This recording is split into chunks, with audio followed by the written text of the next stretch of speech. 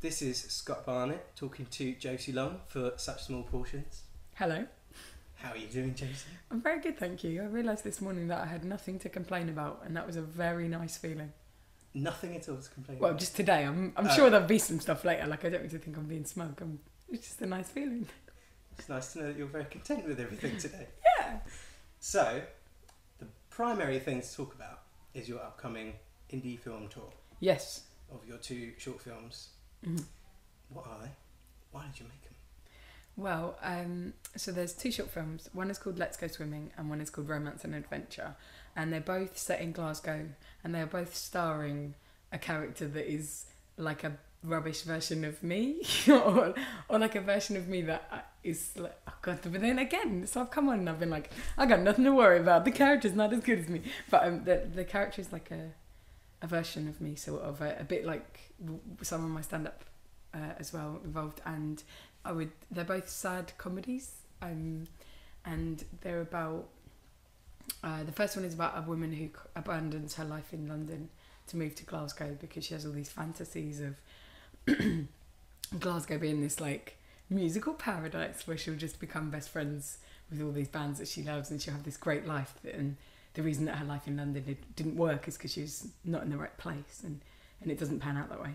And then the second one is about, it's sort of vaguely like 18 months on from the first one, but it's not really the same characters. But it's this character of Josie is living with a flatmate, and the flatmate is absolutely her best friend, but he kind of is just grateful to have someone cooking him dinner. Like, he doesn't really reciprocate her feelings, and it's like a 2-hander film about friendship and about how much you can rely on platonic friends of the opposite sex. The reason I made them is because for a really long time I'd wanted to make a short film, but I guess I hadn't had the idea that I really wanted to pursue. And then a couple of years ago I went through a really big breakup, and I really felt like my life was falling apart, and I really didn't sort of trust myself anymore. I felt really confused, and I sort of felt suddenly like I had things that I wanted to say about where I was, and I thought that they would really work in or not work in a film, but like work best in a film. And also in November 2011 I met Doug, who's the director of the films, and when I met him I just had a really good hunch that we could work together. And then it's been really lucky that it's panned out. We started collaborating a bit on the writing process, so he kind of enables me to write the films basically. And then we made the first film for nothing in March or April 2012. Oh no, April 2012. I looked at the microphone like it was going to help me. Yeah, I was like, in April 2012 I made the first film, and we got a crew together and just really loved the crew, and I don't know, so by the time we made the second one I felt much more capable of doing it. And yeah. The question I was going to ask after that is, why choose to make it into a film as opposed to stand up or something else? Yeah, I mean, I think partly it's because I've been doing stand-up my whole life and I love it so much, but it gets frustrating sometimes how ephemeral it is. Like, you work so hard, you put everything into the live show. You do it and it's... Yeah, and then it's gone, and even if you record it, it's never quite the same as the live show. It's meant to be this live thing that you do for a limited period of time, and I feel for it to really work and be true and relevant, it has to be really finite, you know. It has to be you talking about where you are at that time, you know. And yeah, it starts getting a bit sad after a while, because you're like, all these things that I've really loved and done, only a small proportion of people have seen them, and then you end up doing like a TV show to like help promote your tour or something, and then more people will have seen that than would ever see your live stuff, and that feels a bit, I guess, frustrating. I don't know. And I think I also thought, I've done a real load of stand-up shows now, and I would love to just try and see about developing writing in a different way. Like, what I love about making films so far is how much it goes on a journey from like your ideas process and writing process all the way through to like actualizing it as like a real world, you know, with art department, with an art department, and with actors, and it's really exciting to be able to... There's a new process And also, it's more of a collaborative process. Yeah, and that's so great as well, because it's really cool to have, like, sometimes I think with stand-up you definitely become a control freak, and so sometimes you're a bit like, I don't want you to give me notes, and I actually don't like that you changed the line, you know. But actually lots of times when we were making them, for example, Darren, who plays the other main characters in it, the other main character in both films, is so good at like just adapting the character lines just a little bit to make it so much more real. And it's so brilliant to have him in the process. And like Doug does so much creatively with the script, and you know, him, and we have really great DOPs that we work with who kind of do all of the visualization, and it's just great to, and it's less lonely and it's fun to be like, the filming of it was so much fun to be part of that team, and all of us really sort of doing it out of love of wanting to make a good film, you know. Would you like a silly question now? No, I'm happy. I'm very serious minded. I'm a very earnest human being. So the other question about the films is, what are the key themes or things that you want to take away from it? Oh God, what that I want other people to take away from it? Oh God. Well, firstly, I just like the idea of people liking them. Like, I like the idea of them being good enough that people do not feel their time is being wasted. That would be my top goal at the moment. But I guess the first one, a lot of it is about, I guess it's sort of like about a quarter life crisis. It's about like thinking you'd built up things and then just looking at them and realising you don't have a clue what you're doing. And it's about loneliness, and it's about like reaching out to strangers and stuff like that. The second film is definitely about people mucking around and about growing up and about being scared to move on with your life. Like, it's these two people who, for their own reasons, are kind of resisting sinister phase 2 of life, which is what they would call it, of like children and marriage and house buying and things that sort of feel quite inaccessible to them. And so that's definitely what the second one's about. And it's funny because I'm writing a feature. The plan for us next year I was is... going to ask you about this. Oh, cool. Well, preempted you. But we're making a feature next year in April, which, if there's any producers who want to help us raise money, please get in touch. But we will make it for no budget if necessary. But it's going to be similar themes really, but it's going to be about someone who is quite isolated and who gets a bit obsessed with strangers because they feel like a stranger's going to come into their life and rescue them and tell them what they need to do a little bit. And it's someone who really likes the idea of community and of political activism and really wants to get involved in those things, but doesn't really understand how, and who finds themselves in a situation where they really feel like they don't have any family and they're really lost. And on top of that, it's going to be about trying to move on, trying to grow up, and about appreciating your friendships and what they give you and stuff. So there seems to be a similar theme of trying to make connections. Yeah, definitely. Why do you think that's so important to you? Well, I think that's important to everyone, isn't it? No, I It's a mean big to thing. talk about rather than... I suppose it's where I've been in the last couple of years. It definitely relates to my personal life a bit. And also I think, like, I like to write things about what I'm trying to figure out. So if I'm trying to work out something about, like, how I think I should live or what I think is important in life, I, like, try and use my shows especially to, like, work that out. Like, I always write stand-up shows about what I feel really passionate about or what I've really been struggling with, you know. So it's a similar thing. It's like... Is it cathartic? Yeah, it definitely is, yeah. And I think as well, like, with this, I feel quite lucky that in my real life, I, at the moment, really love where I live, and I run a charity with my friend, and we share an office so I can go and write my stuff but also work on the charity. And I feel really great about my friendships and stuff. And so I feel like now I'm in this position where I'm a bit more sorted in my personal life. I feel like I can then write about when things maybe weren't as easy or when things weren't as settled and stuff like that.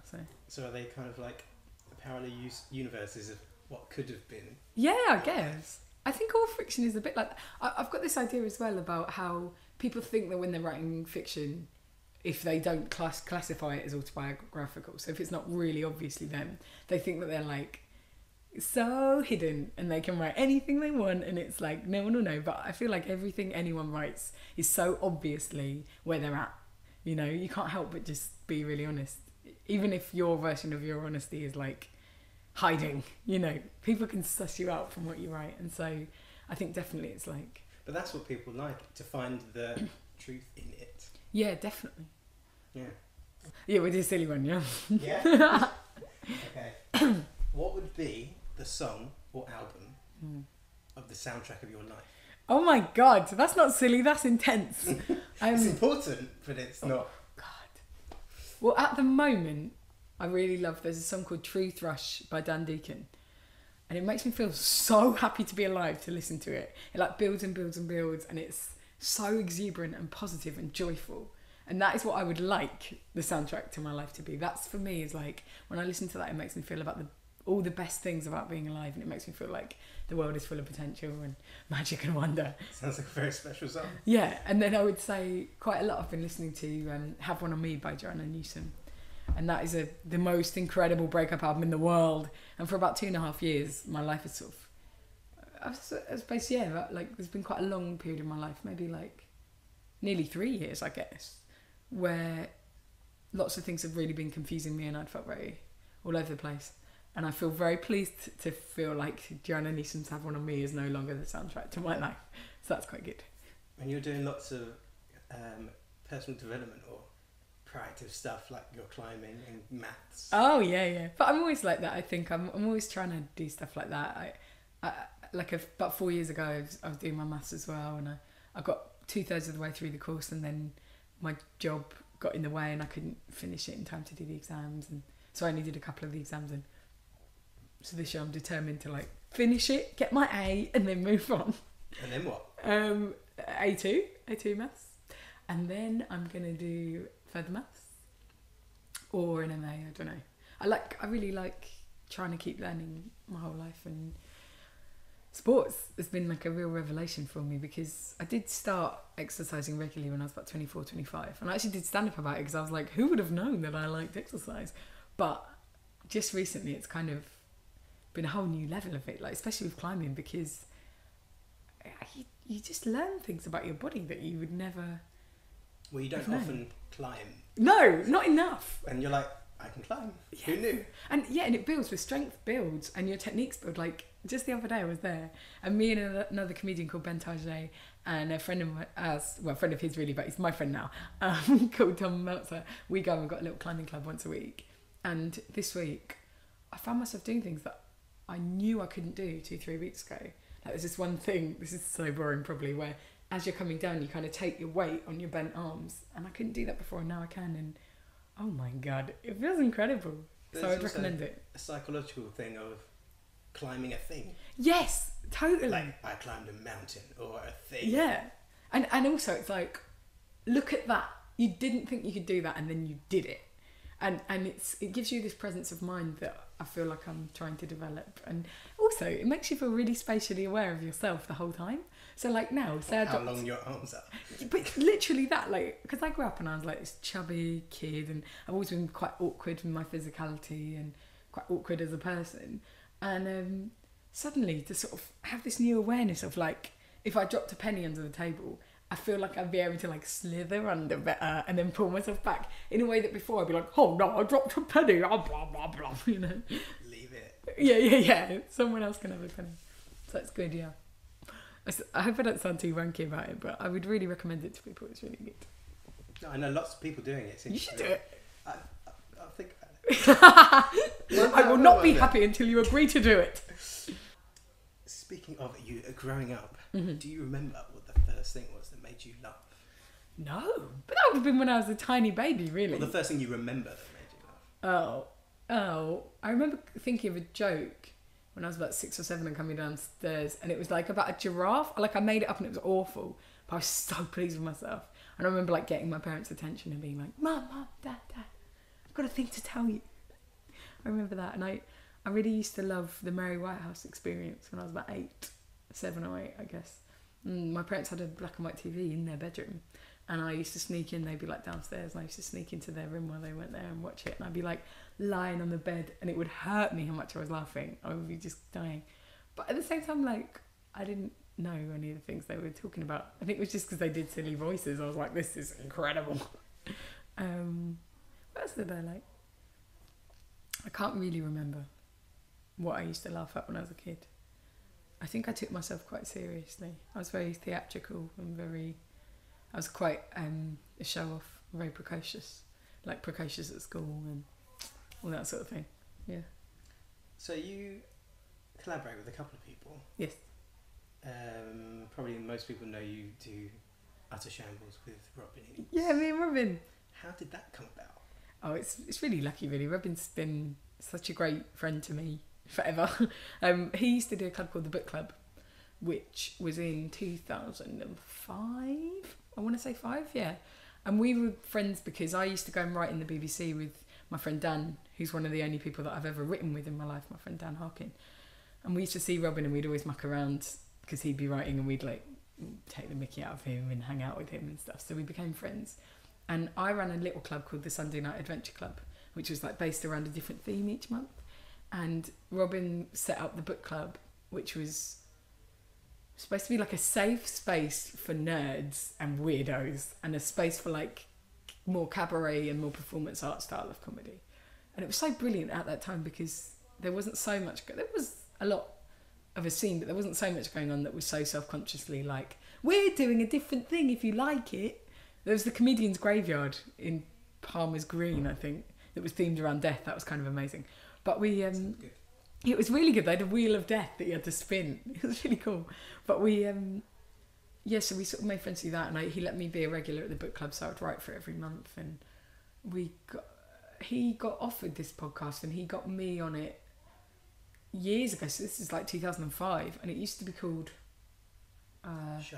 Show and Tell with Robin Ince. Yeah, and we had to bring things. Yes, and then we did to a podcast. Yeah, which I thought was hilarious because no one could see it. Yeah. And then so we did that for I think a couple of series, and then it sort of morphed into Robin and Josie's Utter Shambles, and he's just been really generous in that respect. Like everything he's done, he's always looked out for people that he liked and wanted to support, and he tries so hard to like share anything he gets. Really, he's really great.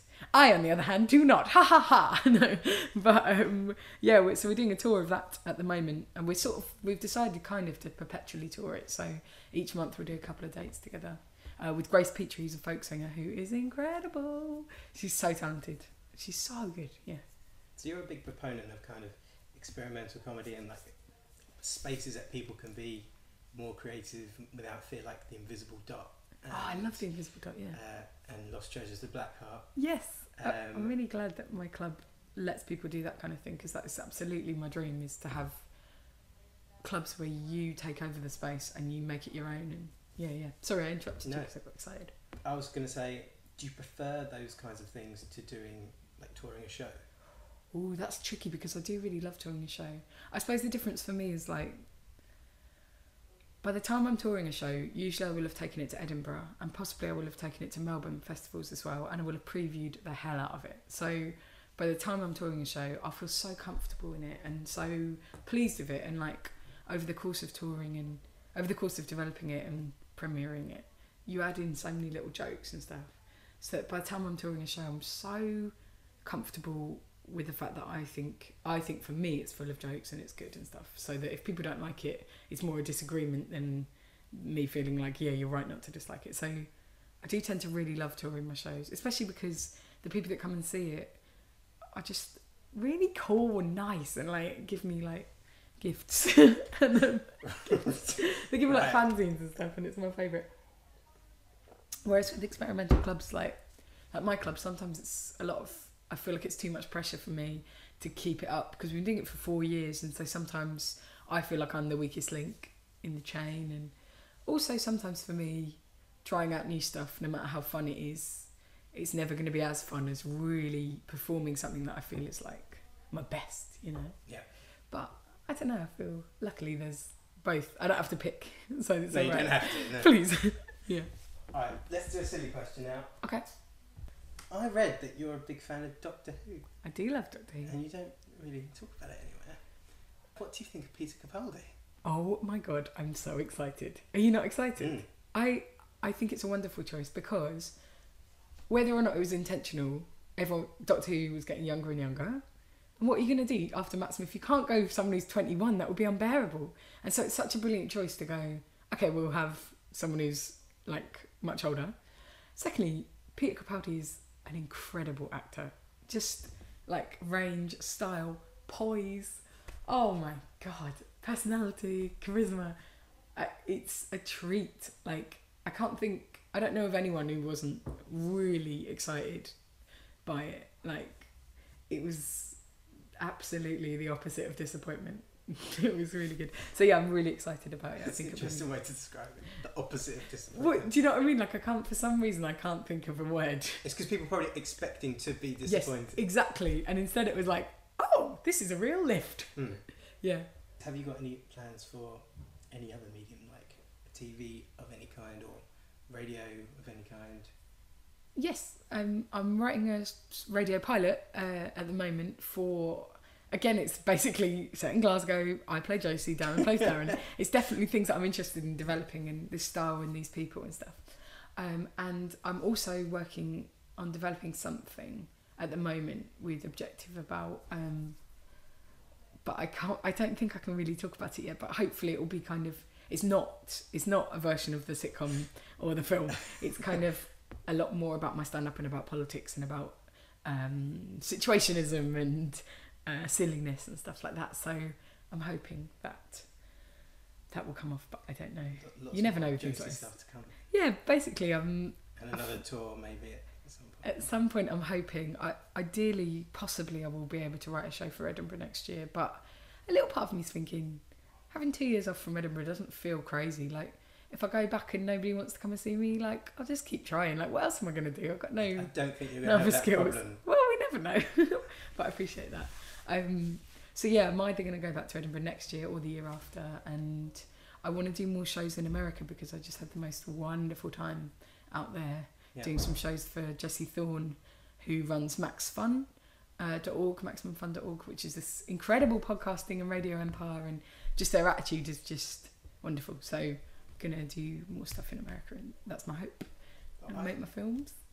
Yeah. Oh, I saw your odd gig where you took over a tram. What? I wasn't there. Sorry, that was too high pitched. But I was like, I would remember you because there were only 4 people on that tram. Yeah, it seemed a bit like it's weird. I was going to say, what's the weirdest gig you've Do you know what? That was actually not the weirdest gig I've done. I'll tell you something funny about that. I did this thing in 2011, which was one of my favourite things I've ever done in my entire life, which was me, Tom Parry from Pappy's, Grace Petrie, and a collection of other stand-ups who came and went, and a few really brilliant activists got together, got a van, a minibus, drove around the country performing in places that people slag off, just off the back of the van. And so we performed like in a hut in Margate, on the beach in Sheppey, in a commune, in the front of a library when it was raining at like 10 at night in Hull, in a park in Bedford, at the bottom of the ruins of a castle in that was in Bedford. In Milton Keynes it was in a park, in an underpass in Leicester, on Westminster Bridge, in a weird bus shelter in Devon, and by a shopping mall in Gloucester, and somewhere else as well that for some reason I can't remember. And those were like some of the best gigs I've ever done and some of the weirdest gigs I've ever done, because we did tweet. So some people came who were like fans, but mostly it was like people who maybe have like alcohol problems, or people who live on the street, or 13-year-olds that were smoking in bus shelters. It was like a really mad collection of people, like a big mix. And they were weird, and they were sort of me like venting my frustration at the government and trying to preach weirdly like optimism and stuff to people. And so those are definitely some of the weirdest gigs I've ever done. And so by the time I was doing this tram gig, it was organised really well by a radio station, and they were like, whoa, this is crazy. And little part of me was like, yeah, this isn't crazy, let's just do it, this is easy, you know. Well, not easy, but to me it didn't feel so crazy. It was fun though. It was very fun because the police showed up. There was a car, and I was like trying to flirt with this guy in a car, and then I was like, are you a police officer? And he was like, yeah. And I was like, fuck. That was quite fun. But I've done gigs on the London Eye with Robin in 2005 or 6, and those were pretty weird. You end up doing all kinds of weird shit. It's like the comedy equivalent of climbing. Yes, exactly. Exactly, it is, because you have to develop these weird skills, and then you know what you're capable of, and you can sort of... Yeah, and I like that with stand-up. I like trying to challenge myself and push myself, and that's partly why I didn't go to Edinburgh this year and why I might not go next year, is because I want to learn some new things, so I've actually got something interesting to say. So I'm not just going, oh well, I've done that before, I'll just write in the way that I've written before and do it again and again and again, you know. I want to keep trying to feel like I'm, at the very least, I believe I'm getting better, even if everyone else thinks I'm getting worse or whatever, I don't know. So you endorse a lot of charities and you're involved with a lot of action groups. Mm-hmm. Is there a particular cause that's sort of closest to your heart? Yeah, you Michael. want to tell people about? Yeah, my charity, I run a charity called Arts Emergency that me and my friend Neil have set up, and it took us 3 years. It was in June this year, June the 11th. We moved into our office and we incorporated as a charity this year. And basically it came from, to begin with, my frustration at student loans and how unfair they are. Like, especially, I was just thinking about my own circumstances, which was I left university with like 15 grand of debt, and my posh rich friends left with none because their parents paid for it, and just how, as a system, that's so unfair on the students, and just how frustrating it is, and how much I believe that society would be better and more civilised if university education was properly state funded and through a more fair taxation model, and maybe if there was just some tax justice, and, you know, we as a country worked globally to help try and change the tax situation, you know, things would be better. And I would talk to Neil. I've met a few people in my life and I've had such strong hunches about them. And when I met Neil, I knew that we were going to do something good together, like something political. And we would talk a lot about it. And initially I was like, I want to raise 100 grand and pay 10 kids to go through uni. That's all I want to do. I just want to help someone from my sort of background, like a scruffy background with no income, to help them. And then but then in 2010, when they tripled the fees and stuff, it suddenly, we thought about it a lot more, and we thought about what we'd done particularly in our lives, and both of us were sort of really passionate about having studied humanities subjects. Sorry, I ate a grape really quickly a minute ago and it's killing me. But both of us are really passionate about having studied humanities subjects, and I'm really passionate about art and about how much creative thinking, critical thinking frees you and empowers you, and about sort of internal empowerment, I suppose, if that isn't too wank. And so we thought a lot about that, and then the concept of Arts Emergency really sort of like grew. And it also came from the fact that the government cut the block grant that funds arts degrees by 100%. So they took away all of the funding for arts degrees. So all of the funding from arts degrees now has to come from loans, and it means that there's this horrible constriction of funds. There's not enough funds. It's like, it's fucked basically. But it's also like whatever you do then has to sort of make a return. Oh yeah. Otherwise it's a waste. Yeah, the monetisation of it. So this whole thing of university is a financial transaction where I'm doing this to get a good job, and that for me is nothing like what I believe it should be, what it was for me, and what I would like for the society that I grow up in and grow old in. And so for us, we wanted to try and contribute as much as we could to changing that for some people at least. And so Arts Emergency is there to defend studying art as a viable option for anyone of any background, to empower young people to study art who've been told it's not practical, who've been told they won't get a job, all this stuff. Because basically there aren't many jobs anyway. You're going to have to try and hustle a living in a new way that most people won't have had to do. And so why not hustle a living that you love? Why not give yourself the privilege that all the children of the rich get without even thinking about it? If you were from the richest possible background, you would decide what you loved and do it, and your parents would pay for that and they wouldn't care. I mean, okay, that's very simplistic, because I know that a lot of people from privileged backgrounds are forced into careers. That's a possibility. That's at least a possibility, and at least you're given, often with privilege, a lot of connections and a lot of support, and a lot of basic support, i.e. having a place to stay in the holidays, having financial support during the holidays and throughout the year, having emotional support. You know, these are things that... Oh, yeah, so what we're doing is we run a mentor scheme with kids in Hackney at B6, and we match them up with creative professionals, and ideally people who understand their backgrounds and who've been through similar things, so that we can be like, we are you but 10 years on, and you can do whatever you want, and you can have the life you deserve. You deserve the best possible life. So we do that. And we also have this thing called the Alternative Old Boys Network, which is at the moment 500 people who are on side with the idea of arts emergency, or who are creative professionals, or who are just creatives, or who are just doing something interesting and want to share their skills. And the aim of that is to give privilege to kids without privilege in a manner that, if they were, again, from the wealthiest backgrounds, their parents would know people and would be able to hook them up with people. And we want to have that, but in a really beautiful way.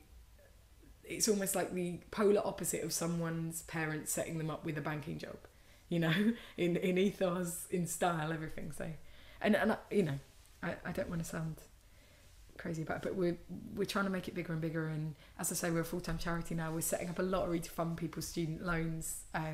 We are to pay off some of people's student loans. We just got a lottery license through, so we're so happy about that. And we're just trying to build and build, so we can do more and more campaigns just to encourage people to study art, encourage people to make art, encourage people to let themselves be artists. Future comedians. Yeah, exactly. Create future comedians. We've got a lot of future rock stars and music makers and a future artists. So this year, our pilot year, we mentored 22 kids. And it was bloody great. Like, just little stories, like a girl who really needed her maths GCSE to stay on to do her A-levels. And we found her a maths tutor free of charge in the network.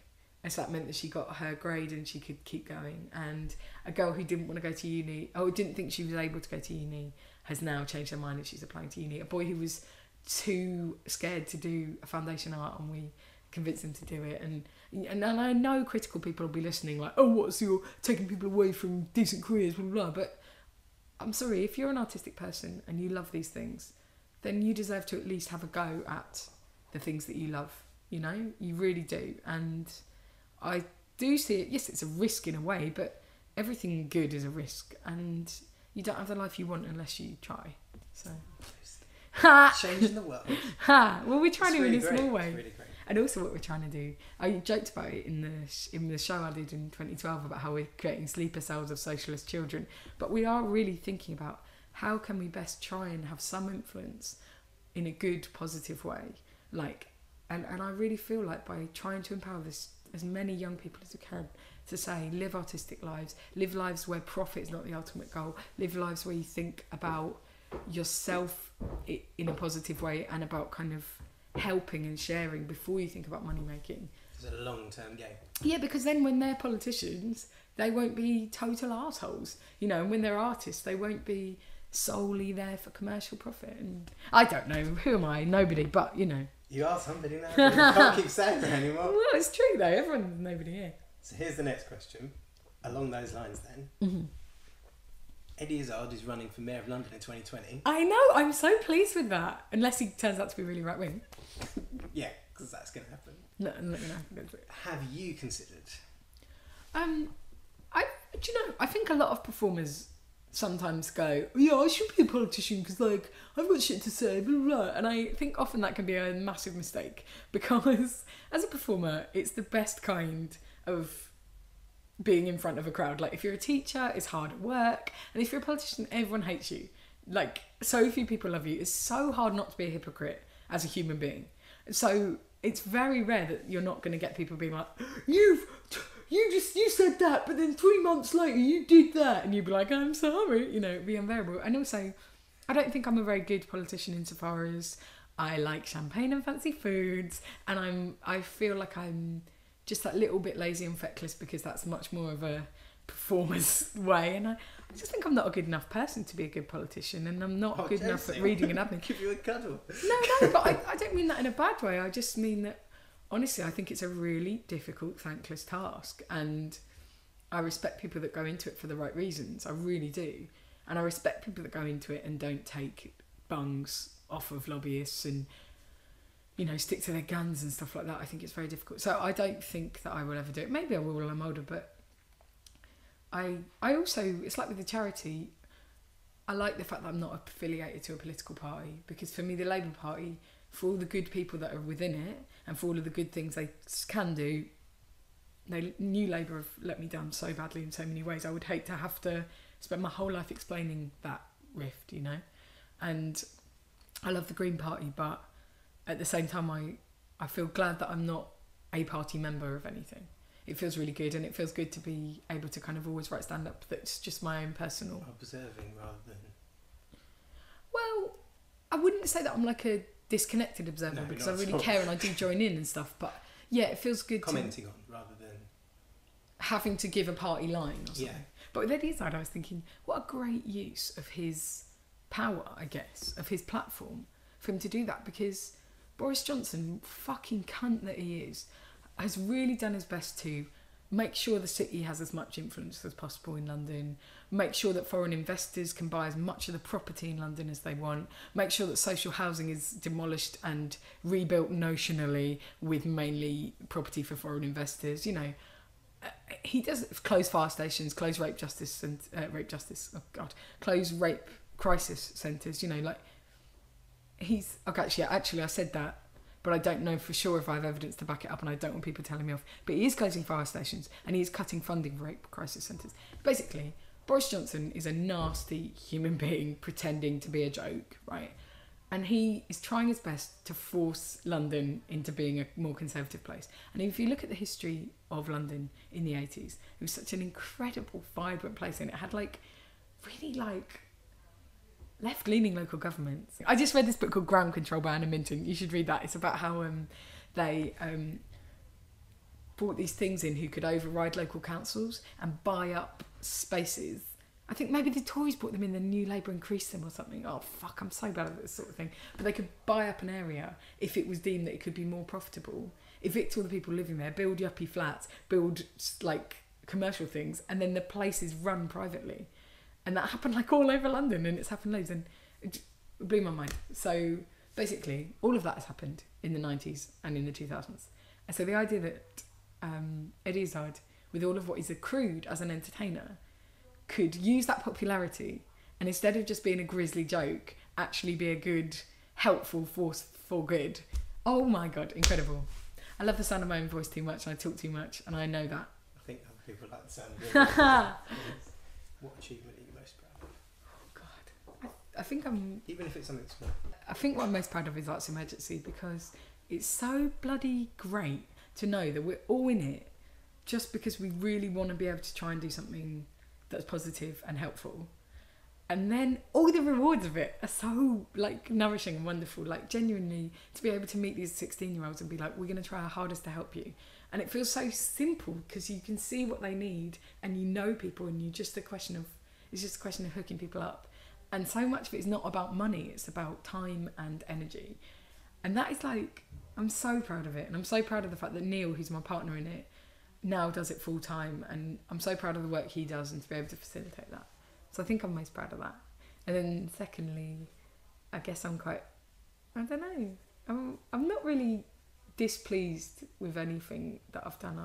I'm very pleased that I've managed, for whatever reason, to not have to do gigs really, or do commercial things, or do anything that I don't feel that comfortable with. I'm very, very lucky as a human being in that respect. Yeah. So my final silly question, okay, which I like to ask everyone, okay, is if there was an afterlife, which we assume that there isn't, if there was, what would you like it to be like? Oh my God, I would like it to be like the song Truth Rush. That's what I'd like it to be like. Do. I'd like it to be, what would I really like? So there'd be like a beautiful lake. I did a gig once on the top of Mount Kenya. It was for charity. That was a weird gig, and it was by a beautiful lake that we jumped in that was icy cold. It was at the top of Mount Kenya, like just down below the summit. I would like it to be like that. Natural amphitheatre, beautiful lake. You can get in the lake. Someone else is cooking a dinner, preferably a buffet. There's dancing, and it feels really like you're a bit like, I don't know, like you're really buzzing with the dancing. And then you get in the lake, and there's a lot of music, people playing music. I like music a lot. And it would be really nice to get to see all of my friends and family who are dead again. That would be pretty great. That's a classic afterlife move, but it would be really marvellous to have that. And I suppose it would be nice if there was an afterlife to feel like your body was super healthy and you never lose energy. So it'd be like dancing, cold water swimming, buffets, champagne but no hangover, buzzing, on the top of a mountain, the sunrise, you know, classics. Classic afterlife. Thank you, Josie. Thanks for having me. I really appreciate you doing this.